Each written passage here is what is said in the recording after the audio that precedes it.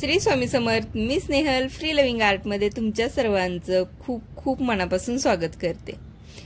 मी तुम्हाला आज दाखवणार आहे टोट बॅग किंवा हँडबॅग कशी शिवायची अगदी सोप्या पद्धतीने. तर ही साडी आहे, याचा ड्रेस शिवण्यासाठी ही साडी माझ्याकडे आली होती. ड्रेस शिवल्यानंतर हा पदर उरला होता आणि त्यांना या पदराचं काहीतरी छानसं पाहिजे होतं. तर म्हटलं की एक छानशी हँडबॅग शिवून देते तुम्हाला आणि म्हटले तुमच्यासोबत सुद्धा शेअर करूया. आता हे जे पॅच आहेत मोरांचे खूप सुंदर होते आणि ते पॅच मला बरोबर हँडबॅगच्या दोन्ही साईडला एक एक पॅच यावा यासाठी मी ॲडजस्ट करून बरोबर मी कापड कट करून घेते. आता तुमच्याकडे हे अशा पद्धतीचंच कापड असेल असं काही नाहीये, तुमच्याकडे असं नसेल तर मी जे मेजरमेंट्स दिलेले आहेत त्यानुसार तुम्ही कोणतंही ब्रोकेटचं कापड इथे वापरू शकता. तर मी इथे यालाच कॉन्ट्रास्ट एक छोटीशी पट्टी लावून घेते. साडीतलाच कापड आहे पर्पल कलरचं. मी 3 इंचाची पट्टी ही कट करून घेतली आहे, उंचीला 3 इंच आणि रुंदीला जे कापड आहे त्या पद्धतीने आपल्याला ही रुंदी कट करायची. आता हे पॅच जो घेतलेला आहे तो 14 इंच रुंदीचा आहे आणि उंचीला कापड लावल्यानंतर 15 इंच उंचीला आपलं हे कापड तयार होणार आहे. तर अशा पद्धतीने हे कापड तुम्ही कट करून घेऊ शकता. आता यामध्ये त्यांना अशा पद्धतीचं पोतं लावून पाहिजे होतं, म्हणजे जे तांदळासाठी गव्हासाठी जे ठिकं येतं ते. आणि सेम अस्तर कट केलेलं आहे आणि एक पॉकेट बनवायचं आहे. त्यासाठी मी 9 इंच बाय 8 इंचाचं एक अस्तरचं कापड मी कट करून घेतलेलं आहे. बेल्ट बनवण्यासाठी मी इथे साडीच्याच पिसातला एक पट्टी काटाची मी कट करून घेतलेली आहे. ती 30 इंच लांब अशी घेतलेली आहे आणि रुंदीला मी 2-2 इंच कट करून घेणार आहे. तर या पद्धतीने आपल्याला 2 बेल्ट जे हँडल असतात ते तयार करून घ्यायचे आहेत. तर सेम पद्धतीने मी अस्तरची पट्टी सुद्धा याची कट करून घेणार आहे. आता जो पर्पल कलरचा आपण पॅच काढला होता जो खालच्या बाजूला आपल्याला लावून घ्यायचा आहे तो या पद्धतीने आपण इथे अटॅच करून घेऊया. तुमच्याकडे असं जर कोणतंही कापड एकच कापड वापरायचं असेल तरी वापरू शकता. इथे माझी खूपच छोटी हँडबॅग होत होती त्यामुळे मी तिथे एक छानसा लुक पण यावा आणि थोडीशी हँडबॅग मोठी व्हावी यासाठी मी तो पॅच लावलेला आहे. आता आपल्याला जो पॉकेट बनवायचा आहे, छोटासा पॉकेट आहे, तर त्यासाठी 9 इंच बाय 8 इंचाचं मी जे मेजरमेंट घेतलं होतं त्याच्या साईडहून पूर्ण चारही बाजूनी मी टिप देऊन घेतलेली आहे.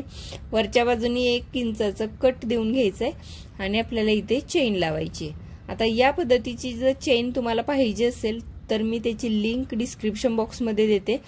चेन आणि रनर इतके सुंदर येतात आणि खूप कमी प्राइसमध्ये. तुम्हाला बाहेर जर घ्यायला गेलात तर खूप जास्त रेट आहे त्याचे. अशा पद्धतीने ही चेन इझिली लावू शकता आणि रनर तुम्हाला परत मिळू शकतात. आणखी तुम्हाला एक्स्ट्राचे पाहिजे असतील तरी रनर मिळू शकतात. आता याला एक छानसा रनर लावून घेऊया. आपला पॉकेट तयार होईल. इतकं सोपं आहे हे पॉकेट लावण्यासाठी, म्हणजे हँडबॅगमध्ये एक छोटासा पॉकेट सुद्धा तयार होईल.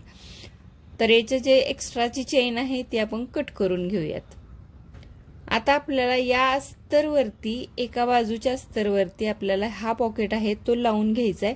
तर मी मध्य काढून घेते, त्यानुसार आपल्याला हे पॉकेट व्यवस्थित लावता येईल. यासाठी एकच कापड घेतलं होतं त्यामुळे हे अटॅच पूर्ण चारही बाजूंनी केलं की आपलं हे पॉकेट तयार झालेलं आहे.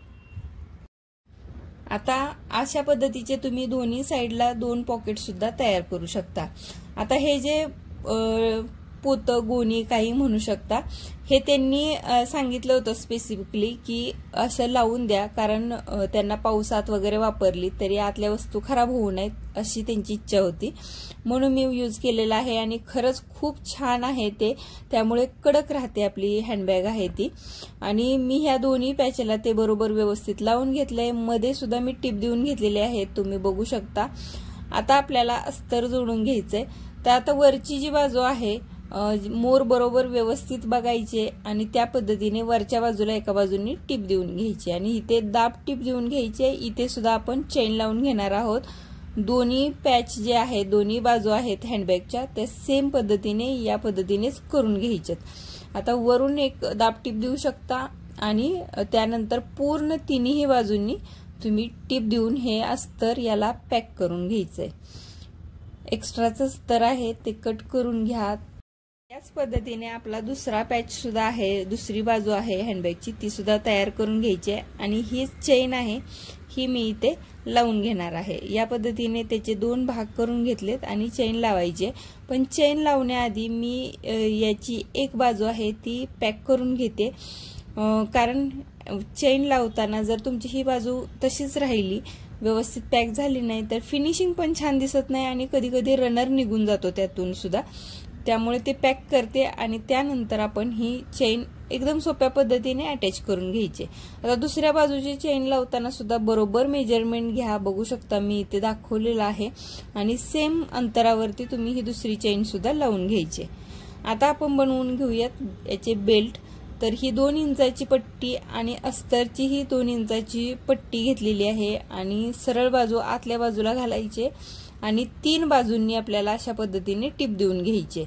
एक बाजू जी ओपन आहे त्यातून आपण हे कापड बाहेर काढणार आहोत। यामुळे काय होईल, फिनिशिंग खूप सुंदर दिसणार आहे आणि तुमचं कोणताही धागा त्यातून दिसणार नाही, त्यामुळे खूप सुंदर दिसताना हँडबॅग दिसणार आहे। आता या बेल्टना तुम्ही प्रेस करून घ्या किंवा तुम्ही दाबटीप देऊन घेऊ शकता, म्हणजे व्यवस्थित दिसताना दिसतील। आता बेल्ट लावायचे तर मी दोन्ही साइडहून 4-4 इंचाचं मेजरमेंट घेते आणि तिथेच आपल्याला बेल्ट अटॅच करायचे, त्यामुळे बेल्ट दिसताना एकदम प्रॉपर दिसतात, व्यवस्थित फिनिशिंग येतं। आणि हे थोडंसं काम आहे ते जर केलं ना तुम्ही तर खरंच खूप सुंदर फिनिशिंग, म्हणजे ज्या विकत हँडबॅग वगैरे कोणतीही वस्तू विकत जशा मिळतात छान, तशाच तुमच्या या घरी तयार केलेल्या वस्तू सुद्धा मिळतील। आणि या जर तुम्हाला फिनिशिंग जर तुमच्या कस्टमर्सना आवडलं तर तुम्हाला नक्कीच ऑर्डर्स मिळतील।